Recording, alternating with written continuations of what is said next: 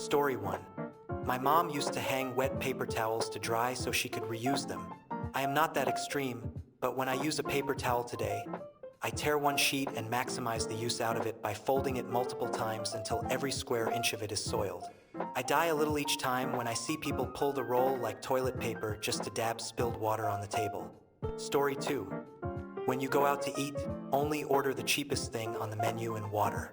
I am sure there is more, but that is the one that first came to mind. Story 3. Each time I had this one friend over for dinner, he always helps himself last and only grabs the smallest bit of food. I always tell him to grab more, but he insists that he wants me to have enough, and I always make more than enough for the both of us. Story 4.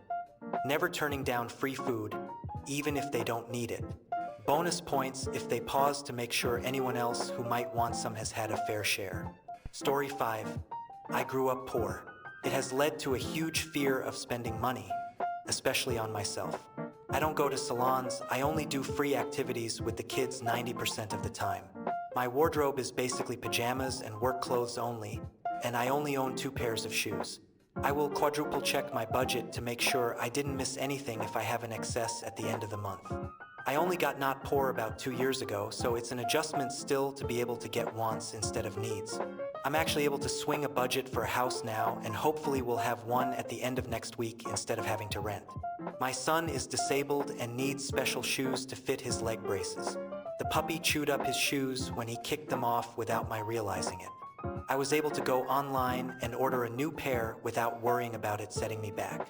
But that fear of spending the money exists. Like buying the house is the most gut-wrenching thing ever because of all the initial costs, even though I know it'll be better in the long run. Story 6. I tend to be really weird about food.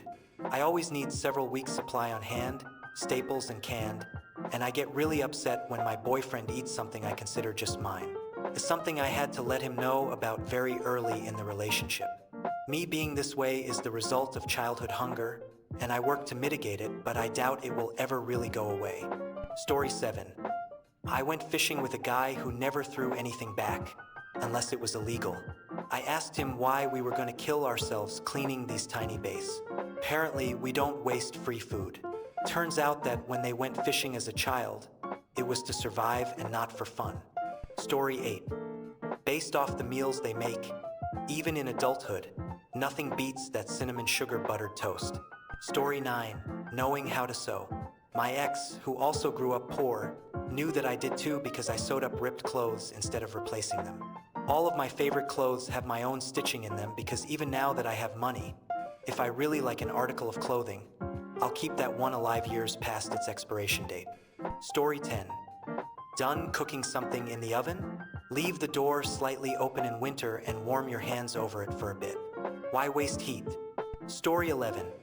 I do not go skiing or snowboarding, which is a common activity where I live. I grew up in poverty, and this is not something you can do without disposable income. I can't even count how many people have looked at me sideways when I say I've never been. Story 12. Not wearing my best clothes because I don't want them to get stained, saving them for some special occasion that never comes. As a mom, I was doing this with my daughter's best clothes and realized that she was outgrowing them, and they had never really been used. Don't take up hobbies because the supplies cost too much. Don't take up sports for the same reason. Story 13. Put water in the shampoo or conditioner bottle to get the last little bit out and use it, as well as save multiple lotion bottles to eventually cut them open and scrape out what hasn't been pumped out. Edit, wow, did this go viral? The general consensus is, whether poor or not, this seems to be a common practice. That said, I also see a consistent thread among those who grew up in poverty. When the bottle eventually ran out, there was sometimes the threat or act of violence because our parents couldn't afford the next one. Did that happen to those who had a more comfortable childhood as well? Inquiring minds want to know. Story 14. Girlfriend. Those pajama pants are all worn out and ripped up. Just get new ones. Me. They have all the basic components of pants. Story 15. My father-in-law is Chinese and grew up in the countryside under Mao. Even though now he has made it, sent his daughter to study abroad, buys luxury watches and clothes, I remember when I invited him for a barbecue at our house in France, the only time he ever left China, I grilled pork ribs. The man ate and cleaned the bones frantically, like an animal that was starving. His daughter, my wife, explained later that they would nearly never have meat when they were children, and that because there were 5 kids in the house, he was the youngest. He had to fight often to have enough and eat it fast to avoid the food being taken away by a brother or sister. What a brutal childhood. Story 16. You can tell someone grew up with limited financial resources when they start sharing those struggle meals recipes that actually taste surprisingly good. Story 17. I scan the most important items first even if I know I have plenty of money. I didn't even grow up poor. I've just been poor my entire adult life so far, and it really messes with you. Story 18. Heat a tortilla up on the stove, spread some peanut butter on it, and roll it up, sweeping a carpet with a broom. Glasses are stored upside down in the cupboard, including mason jars and Coca-Cola cups collected from restaurants. Hoarding items because they could be useful. Despite being well off now, I still follow most of these practices to some extent. That remains my favorite snack. My dishes match, but they are still stored upside down, and nothing makes me happier than creating solutions with what I have on hand. Similar to MacGyver. Being poor teaches you how to be resourceful. Story 19. Grab anything that's free. Ketchup from McDonald's, napkins, paper plates from Domino's Pizza, and so on. My wife is from the Philippines, and she always grabs whatever she can get. Story 20. Cutting bottles of products in half to get the last little bit out of them. We aren't wasting anything around here. Story 21. Hoarding, not using air conditioning or heat at all. Wearing hand-me-down clothes. Using chicken skin to make cooking oil. Keeping coffee and pasta glass jars to reuse for storing deep frying oil. Putting water in soap bottles to get all of it out. Keeping takeout containers. Storing expired food in the fridge for no reason, using coupons, buying discounted food or only on sale items, living with pain and not going to the doctor because it's costly, always being home alone growing up. Because parents were always at work making minimum wage, going to fast food places and taking napkins, sauces, and straws to use at home or put in the glove box in the car, picking up furniture from the dumpster, boiling water to take a bath or shower, having a collection of plastic bags in a cabinet, as a kid not being able to go on school field trips because parents couldn't afford it, cutting mold off cheese, doing it yourself for anything that needs to be fixed to save money. If you were gifted money, our parents would keep it safe. But you would never see that money again, neglecting going to the dentist and having crooked teeth. You had to make your own fun because you didn't have any of the latest things other people had, and basically just growing up in a broken home. Story 22. They always have a car that has hundreds of thousands of miles on it and is on its last leg. Edit. There's nothing wrong with a well-maintained old car. I'm talking about the old cars that always have something breaking, so you constantly sink more money into it when it's not worth it. The best thing to do is to buy a car that's a few years old with 20,000 to 30,000 miles on it, if you're able to do that. Story 23.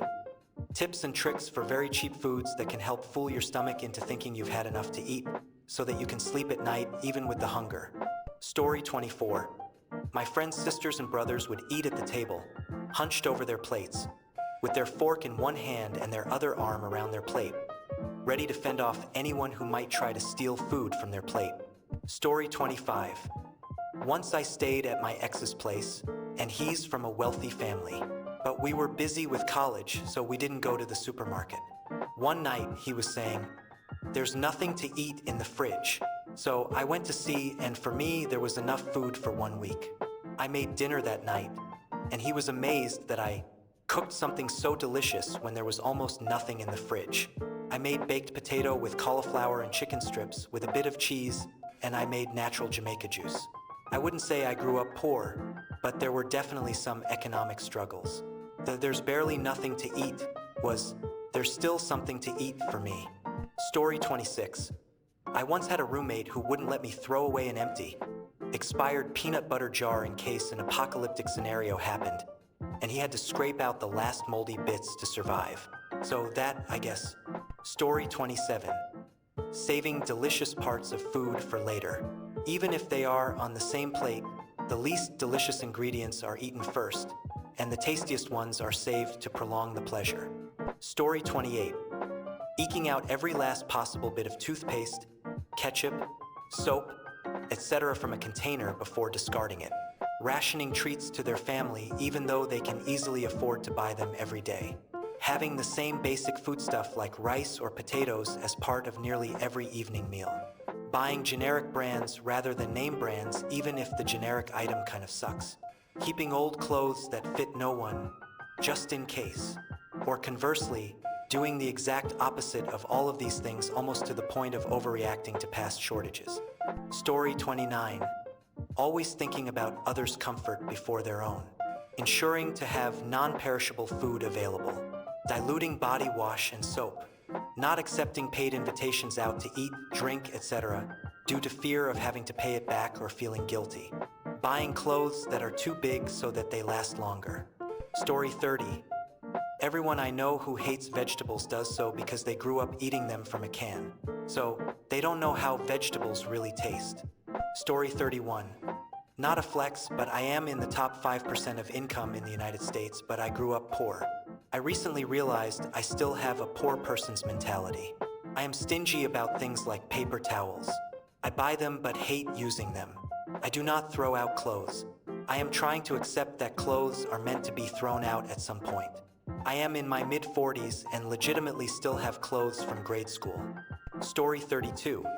Maybe frugality, resourcefulness, generosity, a strong work ethic, financial insecurity, minimalism, and food-related behaviors like saving leftovers or being hesitant to waste food.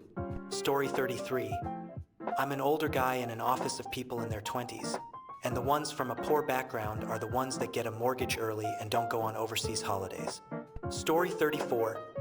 I have absolutely no trouble spending money on my family, but I can't bear spending for myself.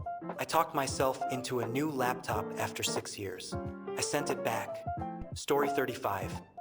I didn't grow up poor, but my boyfriend did. And the main thing I've noticed since we moved in together is his instinct to never grab brand names when we're grocery shopping. He'll put the cheapest possible ham in the cart and I'll remind him, "Hey honey, you like the boar's head ham more? Why don't you get that?" It takes a second to click that yeah, he does like the nice ham more, and yes, we absolutely can afford to get the nice ham. We've been living together and financially doing well for 2 years, and I still have to replace the twist and shouts in our cart with Oreos sometimes. He hates twist and shouts and loves Oreos, but it's practically muscle memory to just not get the big brand. He also will completely wear out a pair of shoes before buying new ones. He has exactly 3 pairs that get rotated out every 5-ish years, except the one time he bought new shoes when we were on vacation in Japan because the ones he brought weren't very comfortable for all the walking we were doing, and I had to beg him to just buy some damn shoes. Like, babe, we have the money to travel here. You can afford a pair of New Balances from the mall, I promise. Story 36. My grandmother's family shows it by keeping the house overly clean.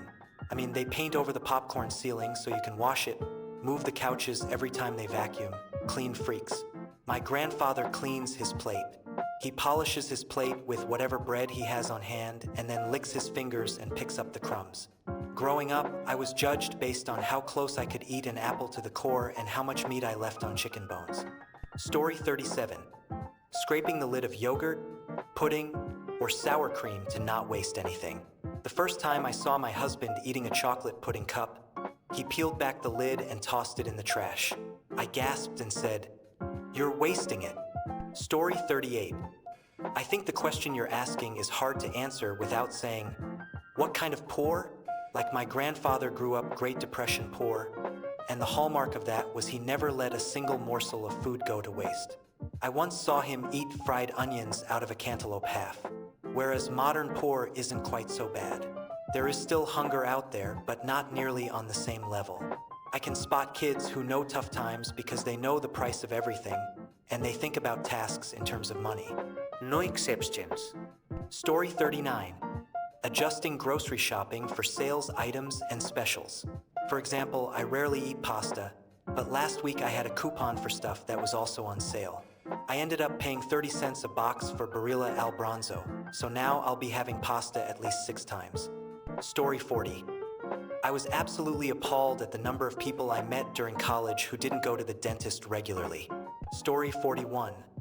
Always spending instead of saving. I always wondered why some of my friends who grew up poor always spent money as quickly as it came in, especially big amounts like tax refunds or bonuses. It's because they grew up doing the same thing. Their families never knew when they would have extra money, and as soon as they did, they wanted to enjoy it. It was basically survival mode. They could only see the next few days ahead. I have friends who grew up poor who make a lot more money than I do now, and they're always broke because any money they have after bills, they spend instead of save.